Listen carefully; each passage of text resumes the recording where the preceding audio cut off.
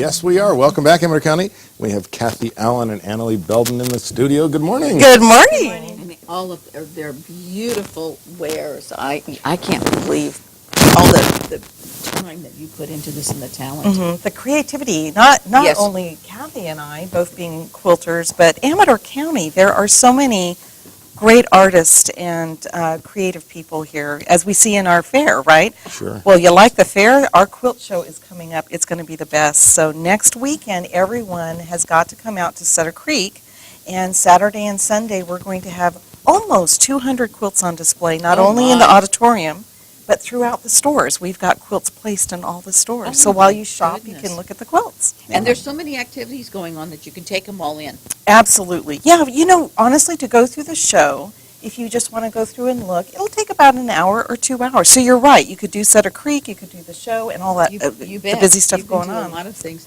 So, Annalie, tell me about this quilt. This is beautiful. This is a quilt that I made and taught as a class. It's a Storm at Sea. It's a very modern version of a very old-fashioned Storm at Sea. And I'm actually gifting this to a cousin who just graduated with a bachelor's degree. I thought he would like it. Do you like this, Matt? Cam, do you think it's a good? It's manual? amazing. Yeah.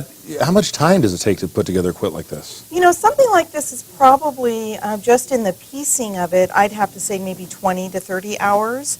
And then the quilting is probably another 10 hours on So this. there's a lot of time that goes into Yeah, it. yeah. Now, Annalie, let me ask you, what is the trend now when it comes to materials? I know metallics were very popular. I know that, the Disney themes and the Asian themes a couple of years ago was very, Yeah. very popular. Yeah. So what is it kind of hitting on upon now? Now we've got this trend going on. It's called modern quilting. And it came from Los Angeles, is where Oh, it developed okay. about 5 years ago.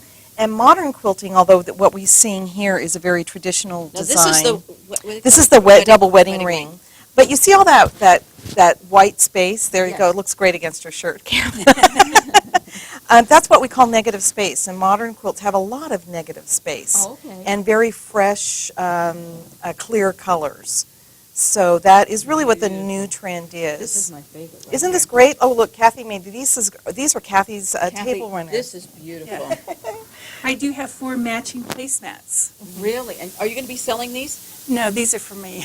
But speaking of selling, at the quilt show we have items for sale. We have baskets that are raffles. We have a country store that the guild members have been making things that you can purchase. So there are quilted items for sale.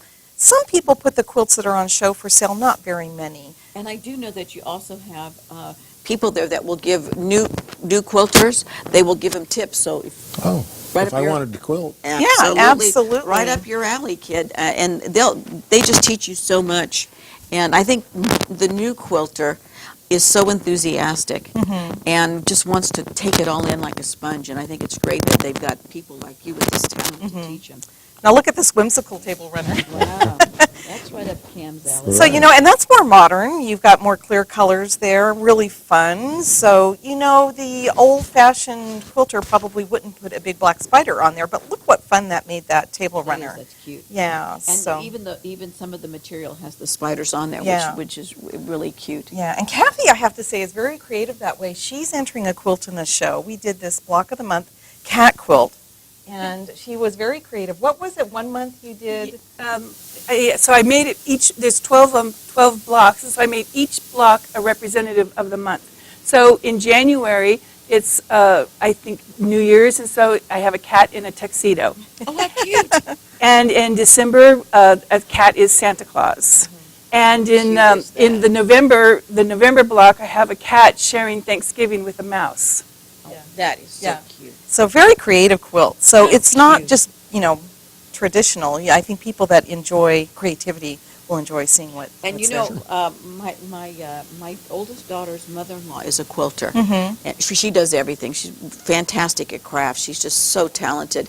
And she has made every one of her grandchildren, when I don't know what age they have to be, but she makes them all a quilt to give to them to remember her by and to take off to school or whatever they want to do. Yeah. Which I think is really great. And I know that a lot of people, I bet your grandkids have a lot of quilts. They do, I they do. knew You know, that. quilting is a showing love. You make it, it's a lot of time, and you bet. give it, and you're hoping that the people that receive it will be comforted with it for whatever reason, you know. So it's very Absolutely. traditional to do that. You know, another interesting thing we have going on at the show is a challenge where quilt members were to find a plate and then make a small quilt with the plate being their inspiration. And I was in Mexico last year and I bought a plate, which I couldn't find this morning, unfortunately, to show you guys. And this is what I made for my plate. Yeah, so that's going to be interesting. And you've embellished it with little buttons. Yeah. And Yeah. that is adorable. Yeah. That's great. And they make wonderful placemats. I mean, you just can't go wrong. And, Absolutely. And people don't realize how durable quilts are. They're great. Do you have a quilt?